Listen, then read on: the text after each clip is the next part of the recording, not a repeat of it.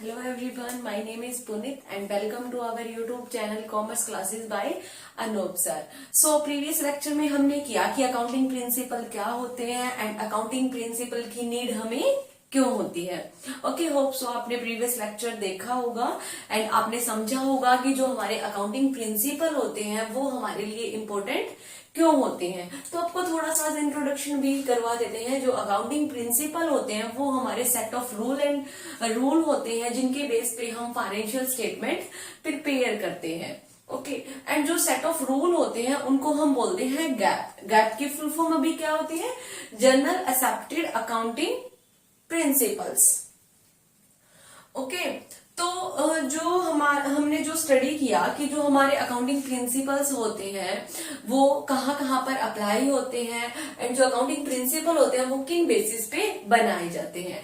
And today we will discuss about the principle can classified into 2 categories. Okay, तो हम सबसे पहले इनका डिस्कशन करेंगे, उसके बाद हम एक्सप्लेनेशन को समझेंगे. तो जल्दी से आप चैनल को शेयर कर दीजिए एंड सब्सक्राइब कर दीजिए ताकि आपको आने वाले लेक्चर की नोटिफिकेशन मिलती रहे. ओके, सो हम स्टार्ट करते हैं अभी अकाउंटिंग कंसेप्ट एंड अजम्पशन से. कि एक क्या होता है हमारा अकाउंटिंग कंसेप्ट होते हैं and assumption and other is accounting convention. तो आज हम स्टडी करेंगे ओनली कंसेप्ट की एंड कल हम यानी कि प्रीवियस नेक्स्ट लेक्चर में हम स्टडी करेंगे अकाउंटिंग कन्वेंशन की. सो हम स्टडी करते हैं अभी अकाउंटिंग कंसेप्ट और अजम्पशन. क्या होता है अकाउंटिंग कंसेप्ट? अकाउंटिंग कंसेप्ट क्या होता है? अकाउंटिंग कंसेप्ट होता है कि जिसके बेस पे हम फाइनेंशियल स्टेटमेंट को प्रिपेयर करते हैं. इन सभी जो भी आपको कंसेप्ट बताए जाएंगे इन कंसेप्ट के बेस पर हम अकाउंटिंग में फाइनेंशियल स्टेटमेंट को प्रिपेयर करते हैं. कोई एंटरप्राइज अगर इन जो भी कंसेप्ट है इनको अगर फॉलो नहीं करता तो उनकी स्टेटमेंट को वैलिड नहीं माना जाता, क्योंकि जो कंसेप्ट होते हैं उनको फॉलो करना जरूरी होता है. अगर कोई भी एंटरप्राइज इन कंसेप्ट्स को या जो भी गाइडलाइंस है इनको फॉलो नहीं करता तो फाइनेंशियल जो पोजीशन है वो भी उसका रिजल्ट भी अच्छा नहीं आता, यानी कि हमें ट्रू फाइनेंशियल पोजीशन का पता नहीं चलता. तो हम स्टडी करते हैं अभी first going concern concept. Going concern concept क्या होता है? इसके अकॉर्डिंग क्या होता है कि जो हमारा इंटरप्राइज है वो हमारा लॉन्ग टर्म के लिए चलेगा. हम ये मान के चलते हैं, अजम्पशन मान के चलते हैं कि जो भी फर्म या कंपनी जो भी हम चला रहे हैं वो हमारी लॉन्ग टाइम के लिए चलेगी, वो हमने शॉर्ट टाइम के लिए नहीं कर रखी.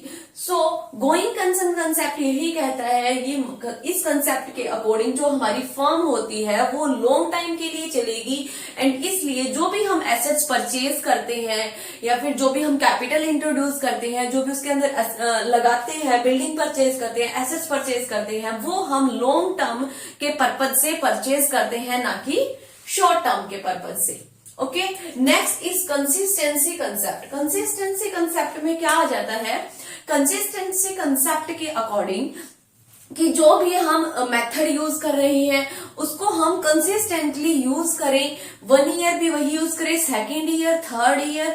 सो इसके अंदर आ जाता है कि कंसिस्टेंसी का मतलब ही यही हुआ कि स्थिरता का मतलब हुआ कि जो हम मेथड, जो हम रूल एंड रेगुलेशन हमने एक ईयर में फॉलो किए वो ही हम नेक्स्ट में फॉलो करें. क्यों फॉलो करें? क्योंकि जब हम कंपैरिजन करेंगे तो हमारे लिए हेल्पफुल रहेगा. ओके, अब मान लीजिए कि हमारे डेप्रिसिएशन के 2 मेथड होते हैं, स्ट्रेट लाइन मेथड होता है and return down value method होता है. अगर हमने एक साल स्ट्रेट लाइन वैल्यू मेथड ही यूज किया है तो हमें सेकेंड टाइम भी स्ट्रेट मेथड ही यूज करना होगा, क्योंकि फिर हम अच्छे से कंपैरिजन नहीं कर पाएंगे कि प्रीवियस ईयर के कंपैरिजन में हमने इस ईयर प्रॉफिट ज्यादा अर्न किया या फिर कम अर्न किया. ओके, फिर ये आ जाता है हमारा कंसिस्टेंसी कंसेप्ट के अकॉर्डिंग. एंड फर्दर हम बात करेंगे अभी हम कंसिस्टेंसी कंसेप्ट को फॉलो कर रहे हैं एंड अकाउंटेंट को लगता है कि नहीं हमें कुछ चेंज करना चाहिए. तो अगर अकाउंटेंट को ऐसा लगता है कि हमें चेंज करना चाहिए जिससे हमारा जो फाइनेंशियल स्टेटमेंट है वो अच्छी होगी या फिर हमें ट्रू फाइनेंशियल पोजीशन का पता चलेगा। ओके, अगर अकाउंटेंट को ऐसा लगता है तो वो चेंज भी कर सकता है, कोई हार्ड एंड फास्ट रूल नहीं है कि आप चेंज नहीं कर सकते। बट अगर आप एक अच्छा रिजल्ट चाहते हैं, कंपैरेटिवली रिजल्ट चाहते हैं, तो आपको चेंज नहीं करना चाहिए, बट एज पर रिक्वायरमेंट आप कर सकते हैं। Okay, next is accrual concept. Accrual concept क्या कहता है? अक्रूवल कंसेप्ट होता है हमारा कि जब भी हमने सेल कर दी या फिर जब भी हमारा रिवेन्यू जनरेट हुआ तभी हम उसकी एंट्री कर देते हैं, चाहे हमें कैश रिसीव हुआ हो या ना हुआ हो। क्योंकि अगर हम वेट करते रहते हैं कि जब हमें कैश रिसीव होगा तभी हम एंट्री करेंगे, तो उससे हमारी जो फाइनेंशियल स्टेटमेंट है वो ट्रू प्रॉफिट एंड लॉस नहीं बता पाता, जिसके कारण हमारी फाइनेंशियल स्टेटमेंट हमें ट्रू व्यू नहीं दे पाती कि हमारी फाइनेंशियल पोजीशन स्ट्रोंग है या फिर वीक है। तो यहाँ पे अक्रूवल कंसेप्ट का मतलब यही हुआ कि जब भी हमने सेल कर दिया, जब भी हमने ओनरशिप ट्रांसफर कर दी, हम तभी ट्रांजेक्शन कर देते हैं, न कि कैश बेसिस पे करते हैं। अक्रूवल कंसेप्ट में क्या होता है कि not cash basis, not cash basis, यानी कि ये नहीं है कि जब हमें कैश रिसीव होगा तभी हम ट्रांजेक्शन करेंगे। जब हमने सेल कर दी तो हम तभी क्या कर देते हैं, ट्रांजेक्शन को कर देते हैं। ये हमारा आ जाता है अक्रूवल कंसेप्ट के अकॉर्डिंग। अब अगर हम नेक्स्ट बात करते हैं business entity concept. Business entity concept आपने पहले भी सुना होगा। बिजनेस एंटिटी कंसेप्ट क्या होता है कि जब भी हम कोई भी बिजनेस स्टार्ट करते हैं, कोई भी इंटरप्राइज स्टार्ट करते हैं, तो जो इंटरप्राइज है और जो ओनर है वो दोनों क्या होते हैं, सेपरेट होते हैं, वो दोनों एक नहीं होते। क्योंकि अगर कोई भी बैंक में अगर हम अकाउंट ओपन करवाते हैं तो हम कंपनी के नेम से ओपन करवाते हैं, न कि हम हमारे नेम से ओपन करवाते हैं। तो कंपनी के ऊपर तो एक लाइबिलिटी रहती है कि जो ओनर को देनी होती है। लाइक अगर ओनर कैपिटल इंट्रोड्यूस कर रहा है कंपनी में, तो कंपनी उस कैपिटल के बदले क्या प्रोवाइड करती है, प्रॉफिट प्रोवाइड करती है ओनर को। तो जो कंपनी होती है और जो ओनर होता है वो दोनों क्या होते हैं, सेपरेट होते हैं। Company and owner are separate from each other। Okay, next बात आती है money measurement concept. Money measurement concept क्या होता है कि जो भी हम अकाउंटिंग में ट्रांजैक्शन करते हैं वो हम मनी से रिलेटेड करते हैं। ओके, अब जैसे हम कोई भी अगर मान लो कि हमारे बिजनेस के अंदर या फिर हमारी कंपनी के अंदर कोई भी फर्नीचर आया है या कोई भी हम गुड्स लेके आए हैं जो भी हमारे डेली रूटीन की है, हम उनको ये रिकॉर्ड नहीं करते कि हम फर्नीचर लेके आए हैं, हम 2 चेयर लेके आए हैं, हम कुछ स्टेशनरी लेके आए हैं।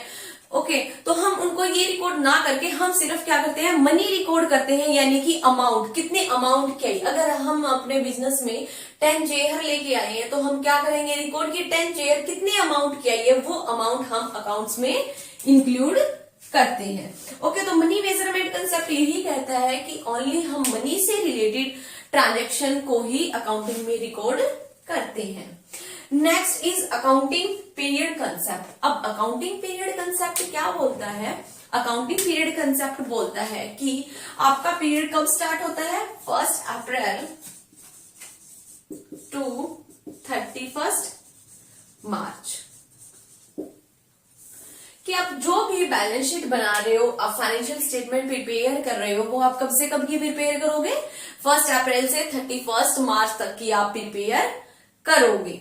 ओके, क्योंकि देखो अगर ये जो कंसेप्ट जो बनाए गए हैं वो एक्सपीरियंस बेस पर बनाए गए हैं कि आपको कब से कब तक का रिजल्ट चाहिए, कहां तक का आपको प्रॉफिट चाहिए एंड लॉस चाहिए। अब ऐसे तो मान लीजिए कि अगर 1 ईयर 2 ईयर की बैलेंस शीट बनाने लग जाए तो इट इज नॉट पॉसिबल। सो ये कुछ आपका पीरियड डिसाइड कर दिया गया कि 1 अप्रैल से लेके 31 मार्च तक की आप क्या बनाओगे, बैलेंस शीट प्रिपेयर करोगे, प्रॉफिट एंड लॉस आप फाइंड आउट करोगे। Okay, so next is cost concept and historical cost concept. अब कॉस्ट कंसेप्ट क्या बोलता है, 7th पॉइंट है हमारा,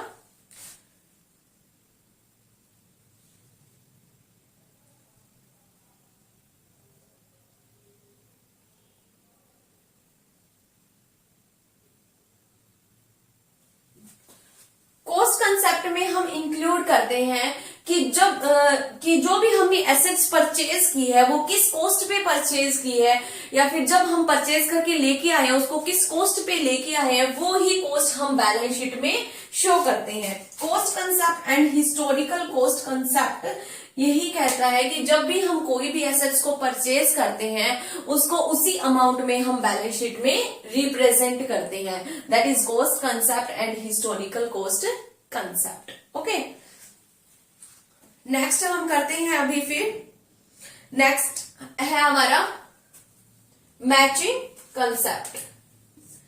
matching concept, okay, matching concept क्या बोलता है? मैचिंग कंसेप्ट आपको बोलता है कि जितना भी आपका की एक्सपेंस हुआ, यहां पे लिख रही हूं मैं, एक्सपेंस इक्वल्स टू रिवेन्यू, ये आपका क्या होना चाहिए? मैच होना चाहिए। ओके, अब अगर मान लो कि हम कोई भी गुड्स को सेल कर रहे हैं, उससे हमें क्या मिल रहा है? रिवेन्यू मिल रहा है, बट अब उस गुड्स को बनाने के लिए हमारी कॉस्ट कितनी आई है उसको हम क्या करके देखते हैं? मैच करके देखते हैं कि क्या हमारी जितनी भी कॉस्ट आई है या फिर जो भी हमारा एक्सपेंसेस है इक्वल्स टू रिवेन्यू, कि हमारा रिवेन्यू कितना जनरेट हुआ है, वो आता है हमारा मैचिंग कंसेप्ट में। अब बात करते हैं dual aspect concept, dual aspect concept की। ड्यूल एस्पेक्ट कंसेप्ट क्या बोलता है आपको कि जो भी हम ट्रांजैक्शन करते हैं अकाउंटिंग में वो हम करते हैं डबल एंट्री सिस्टम से। ओके, क्योंकि आपको पता है कि हम क्या बनाते हैं? डबल एंट्री सिस्टम करते हैं। डबल एंट्री के सिस्टम, एक साइड डेबिट होता है and other side is credit. And अगर हम बात करते हैं कि हम डबल एंट्री सिस्टम किस बेसिस पे करते हैं, तो हमारा क्या फॉर्मूला रहता है? एसेट्स होता है कि जो भी हम अकाउंटिंग में रिकॉर्ड करते हैं वो हम डबल एंट्री सिस्टम के थ्रू रिकॉर्ड करते हैं। एक साइड हमारी क्या होती है? Debit and other side is credit, ताकि हमारे दोनों साइड का टोटल मैच हो सके और हमें पता चल सके कि इतना डेबिट हुआ है और कितना क्रेडिट हुआ है। ओके, तो ड्यूल कंसेप्ट के अंदर यही आ जाता है कि हम डबल एंट्री सिस्टम को फॉलो करते हैं एंड एक हमारी इक्वेशन भी होती है। क्या इक्वेशन होती है? Assets equals to liability plus capital, ये हमारी इक्वेशन रहती है कि दोनों साइड क्या होनी चाहिए? इक्वल होनी चाहिए। Assets equals to liability plus में capital. Okay, next is revenue recognise या रियलाइजेशन कंसेप्ट। मोस्टली इसके अंदर कंफ्यूजन रहता है कि रिवेन्यू रिकॉग्नाइज कंसेप्ट क्या होता है। रिवेन्यू रिकॉग्नाइज कंसेप्ट होता है कि जब भी हम ओनरशिप ट्रांसफर कर देते हैं एसेट्स की, वेदर कैश रिसीव्ड और नोट, हम ट्रांजैक्शन कर देते हैं, यानी कि हम हमारी बुक्स में रिकॉर्ड कर लेते हैं। लाइक सपोज आपको एग्जांपल बताते हैं, हमारे पास ऑर्डर आया, ठीक है, हमारे पास ऑर्डर आया कि आप 100 यूनिट हमारे पास सेंड कर दीजिए। तो हमारे पास ऑर्डर कब आया? ऑर्डर रिसीव हुआ आपको 1 जनवरी को एंड हमने सप्लाई कर दिया ऑर्डर को, supply this order 20 January. Okay, हमने सप्लाई कब किया? 20 जनवरी को किया एंड हमें कैश रिसीव हुआ 1 अप्रैल को, 1 अप्रैल को। अब हम क्या करेंगे? रिवेन्यू रिकॉग्नाइज कंसेप्ट के अकॉर्डिंग हमने 20 जनवरी को ही रिकॉर्ड कर लिया कि हमें ये रिवेन्यू रिकॉग्नाइज हो गया है, यानी कि हमने उसकी एंट्री 20 जनवरी को ही कर दी जब हमने सप्लाई किया। ओके, इसके अंदर हमें कैश रिसीव कब हुआ नहीं हुआ उसका कोई रोल नहीं रहता। जब भी हम सप्लाई कर देते हैं गुड्स को, तभी क्या कर देते हैं? हम एंट्री कर देते हैं according to the revenue recognisation concept. Okay, आगे आपको बात समझ में अभी। This is very important concept and paper point of view के लिए एंड आपके लिए भी बहुत इंपॉर्टेंट कंसेप्ट है। And next is objectivity concept. Objectivity concept के अकॉर्डिंग क्या होता है, जैसे कि हमें पता है ऑब्जेक्टिविटी क्या होता है, फ्री फ्रॉम बायसनेस। की कोई भी अगर हम ट्रांजेक्शन कर रहे हैं या फिर बुक्स ऑफ अकाउंट्स हम प्रिपेयर कर रहे हैं, वो क्या होना चाहिए, फ्री फ्रॉम